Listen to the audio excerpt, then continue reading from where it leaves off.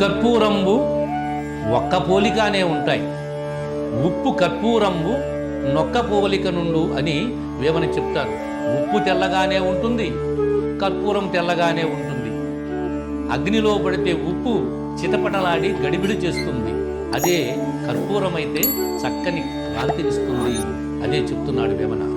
ఉప్పు కర్పూరంబు నొక్క పోలిక నుండు చూడ చూడ రుచుల జడవేరో పురుషులందు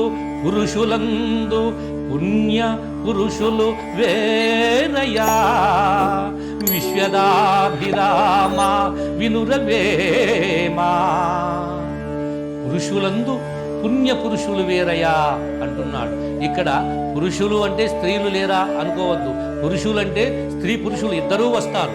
అందుకనే చెప్తారు, మరి మనము వివేకముతోటి, మరి జ్ఞానముతోటి, శాంతభావముతోటి, మరి మనం ఒక సేవాభావంతో కనుక ఉంటే వారు ఎప్పుడు కూడా పురుషులందు పుణ్య పురుషులు వేరయా అని వేమన సమాజానికి ఒక అద్వితీయమైనటువంటి భావాన్ని తెలియజేశారు.